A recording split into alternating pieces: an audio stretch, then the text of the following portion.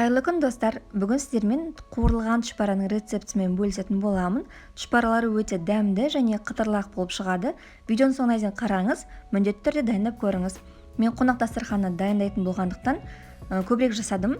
Описаниеге толық рецепті қалдырамын. Ал егер де сіз 4-5 адамға дайындайтын болсаңыз, сол рецептте көрсетілген құрамын 2-ге бөліп жасасаңыз болады. Тұшпараның қамырын дайындау үшін ыдысымызға жылы суымызды құйып, үстінен тұзды, аштығымызды салып, тұзы ерігенше венчиктің көмегімен араластыратын боламыз. Ерітілген сары майымызды қосамыз, немесе маргаринді пайдалансаңыз болады. Және де 2 жұмыртқамызды салып, венчикпен жақсылап шайқаймыз. Бұл жерде маңыздысы сары майды аз қоспау. Себебі сары майдың көмегімен біздің қамырымыз сондай хрустящий, қытырлақ болып шығады.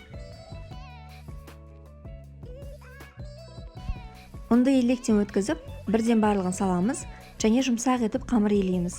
Бірақ описаниеде көрсетілген ұннан көп салып қоймаңыз, себебі сіздің қамырыңыз кішкене қаттылау болып қалуы мүмкін. Мен кішірек ыдысқа бастап қойған едім, сол себепті маған кішкене ыңғайсыз болып жатыр. Ал бірақ сіз бірден үлкенірек ыдысқа жасаңыз, сол кезде өзіңізге қамыр илеуіңізге ыңғайлы болады. Дайын қамырымызды целлофанға салып, 30-40 минуттай демалдырамыз. Сол кезде біздің қамырымыз жаюға ыңғайлы және кішкене жұмсарып тұрады.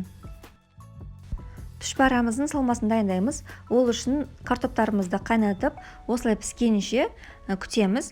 Және пісіп болғаннан кейін езгішпен езіп, сонан соң барып тұз бұрышын дәміне қарай салатын боламыз.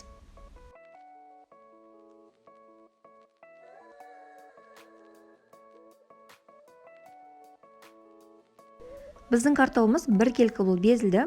Енді бөлек табада сары майға пиязды қуырып аламыз. Ол осылай сарғыш болып және де жақсы жұмсару қажет. Пюремізге дәміне қарай тұзды, бұрышты, қуырылған пиязымызды қосамыз. Және де аскөкті пайдалансаңыз да болады. Ол тағы да қосымша дәм береді. Барлығын бір келкі болғанша араластырамыз. Үстелімізге аздап ұн себеміз, және де қамырды өзімізге жаюға ыңғайлы болу үшін теңдей етіп 2 бөлікке бөлеміз.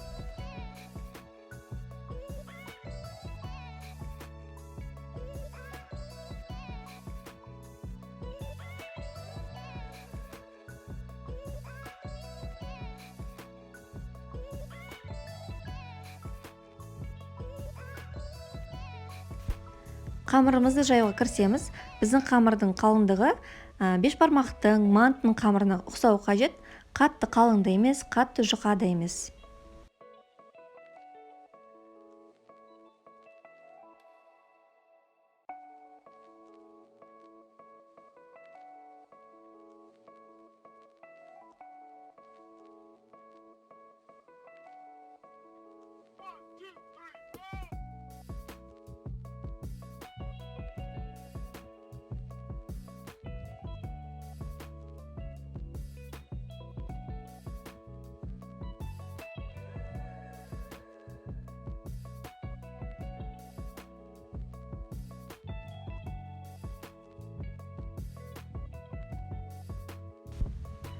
Қамырды жайып болғаннан кейін тура видеодағыдай жасайсыз, яғни пельмендегідей қайталайсыз.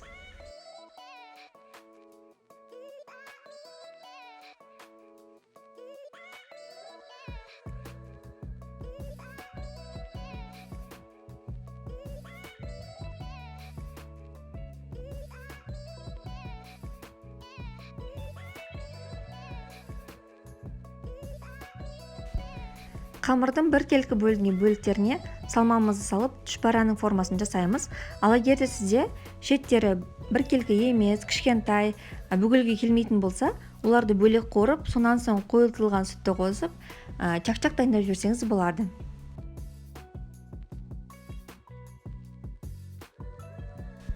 Майды қатты қыздырып аламыз, сонан соң орташа отқа қойып, біздің пельменьларды екі шетінен қызарғанша қуырып аламыз.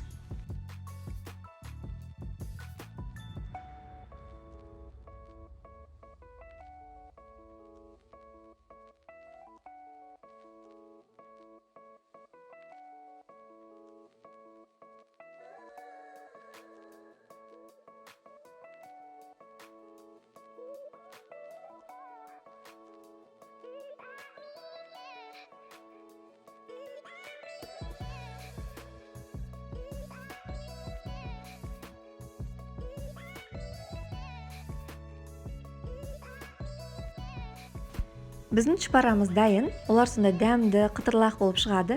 Міндетті түрде дайындап көріңіз, сізге ұнайтынына сенімдімін. Мерекелік дастарханның сәніне айналатыны сөзсіз. Менің каналыма тіркеліп кетуді, лайк басып пікір қалдыруды ұмытпаңыздар. Сіздермен болған Әйгерім.